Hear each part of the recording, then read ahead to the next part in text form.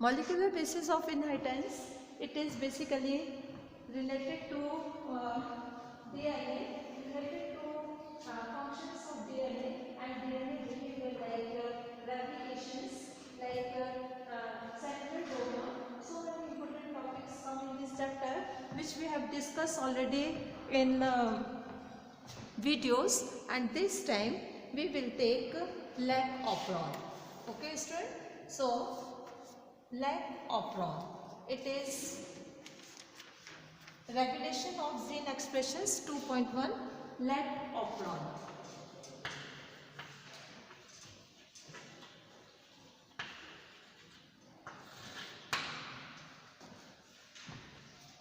Before we start lac operon, we have discussed some previous points, like translations, in which you have read translations, how to protein is formed. Protein किस तरीके से बनती है, this is a process, it is called as translation. In translation you have read this process in 3 stages. First one is initiation, second one is elongation and third one is termination. 3 process में translation complete होता है. ठीक है, ये protein और central dogma की last step है. Central dogma basically क्या कंफर्म कर रहा है, सेंट्रल डॉग्मा ये बताता है कि जेनेटिक इन्फॉर्मेशंस कैसे नेक्स्ट जनरेशन में पास होती है. ठीक है, तो सेंट्रल डॉग्मा 3 स्टेप में होता है. First transcriptions, second translation. Translations in which 3 process going on. First one initiation, second one elongation and third one terminations, which we have already discussed in your previous video. Today's lac operon, and before lac operon, actually lac operon it is examples of gene regulation. ठीक है, lac operon gene regulation का एक good example है. It is present in prokaryotic cell. किस में होता है ये, प्रोकैरियोटिक सेल में होता है. Now what is the meaning of regulation of gene expressions, इसका मीनिंग क्या है. ठीक है, इसकी रिक्वायरमेंट क्यों होती है. Generally there are 2 type of genes Vivek. First is housekeeping genes, second one is controlling genes. Body में जो न्यूक्लियस है, सेल का जो न्यूक्लियस है, उसमें 2 तरीके के जीन्स होते हैं. ठीक है, first one is housekeeping genes, housekeeping genes, and second one is control genes. ठीक है, हाउसकीपिंग जीन्स वो जीन्स होते हैं जो सेल की सेलुलर एक्टिविटीज में कंटिन्यूस यूज होते हैं. समझ में आया, जैसे सेल को रेस्पिरेशन की रिक्वायरमेंट है ना, इंटर रेस्पिरेशन हो रहा है, तो रेस्पिरेशन के लिए जो एंजाइम्स बन रहे हैं वो कंटिन्यूस रिक्वायर्ड है. तो उस तरीके के एंजाइम्स को कोड करने के लिए जो जीन्स होते हैं, this is called as house keeping genes. It is इनके प्रोडक्ट की कंटिन्यूस ज़रूरत होती है, इसलिए ये बहुत इंपॉर्टेंट होते हैं. और कुछ जीन्स ऐसे होते हैं कंट्रोल जीन्स जो दूसरे जीन्स के एक्सप्रेशंस को कंट्रोल करते हैं. ठीक है, बॉडी में यदि कोई प्रोटीन फॉर्म है, रिक्वायर्ड है कोई प्रोटीन, तो कितनी मात्रा में चाहिए है, कितनी देर तक चाहिए है, ये सब चीज़ें कंट्रोल जीन्स के द्वारा कंट्रोल होती हैं. ठीक है, और रेगुलेट होती हैं. Clear student. So regulation of gene expressions in eukaryote cell और in prokaryote cell. तो यूकैरियोट सेल में जो जीन के जो एक्सप्रेशंस है 4 लेवल पर, जीन 4 लेवल पर कंट्रोल्ड हो सकते हैं. रेगुलेशन 4 लेवल पर हो सकता है. कौन कौन सी 4 लेवल है. First one transcriptions level. कौन सी लेवल है, ट्रांसक्रिप्शन लेवल. ठीक है बेटा, ट्रांसक्रिप्शन लेवल क्या है, जब एमआरएनए बन रहा है, डीएनए से एमआरएनए फॉर्म होता है, this is called as transcription level.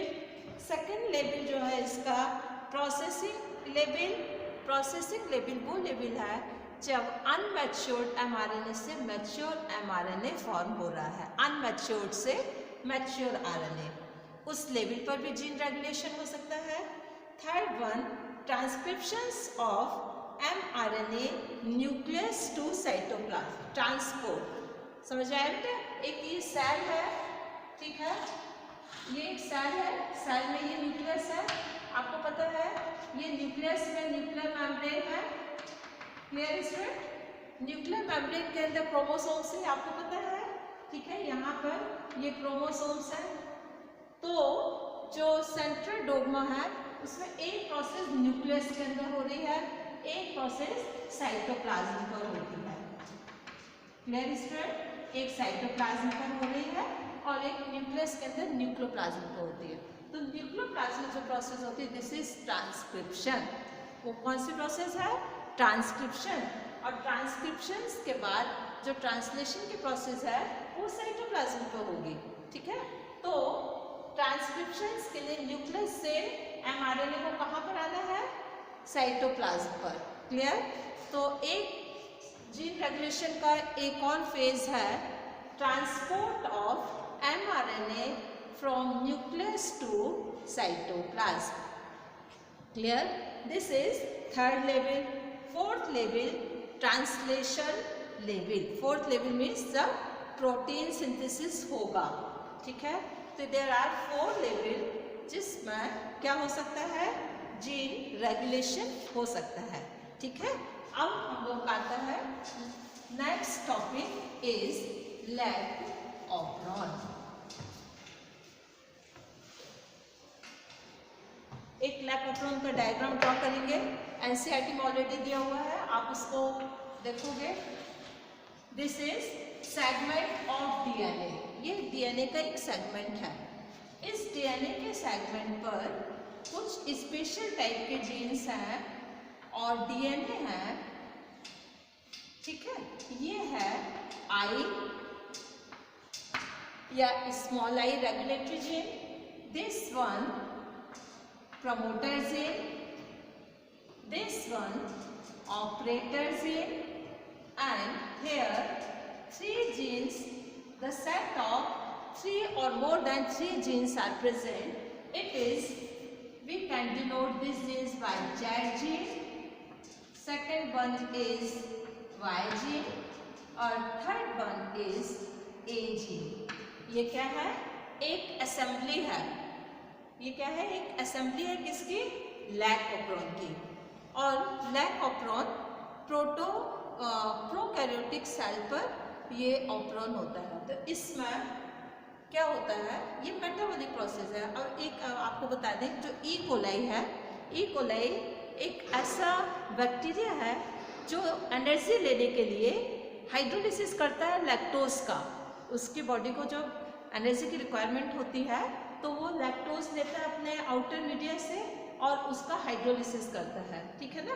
Hydrolysis के बाद वो दो क्या बनाता है? कंपोनेंट्स फॉर्म करता है। वो कंपोनेंट्स से उसको एनर्जी मिलती है, ठीक है।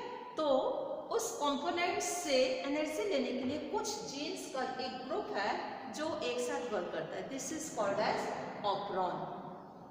ऑपरॉन बेसिकली एक कई सारे जीन्स का, मल्टी जीन्स का, नंबर ऑफ जीन्स का एक ग्रुप है जो एक कोऑर्डिनेटिंग मैनर पे काम कर रहा है और इस प्रोसेस को करना है कि नहीं करना है उसको क्या करता है? रेगुलेट करता है। This is basically lac operon. Understood student? So there is I gene. ये क्या है? Small I gene. I gene is called regulatory gene. Regulatory gene, clear बेटा? ये क्या है? रेगुलेटरी जीन है। P gene is called as promoter gene. सबका अलग अलग फंक्शन है। And O gene is called operator gene. Clear बेटा? तो there are group of 3 type of gene: I gene, P gene, O gene and this one XYZ। ये पूरा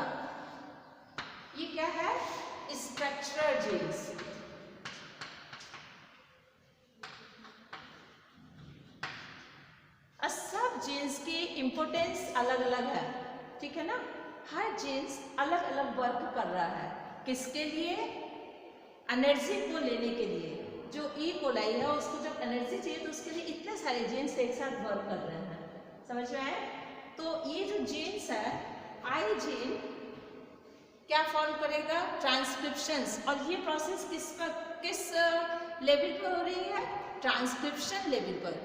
prokaryotic में हमेशा जो जीन रेगुलेशन है वो ट्रांसक्रिप्शन लेवल पर होता है, ठीक है। और यूकैरियोटिक में वो 4 लेवल जो हम प्रीवियस अभी जस्ट डिस्कस कर चुके हैं।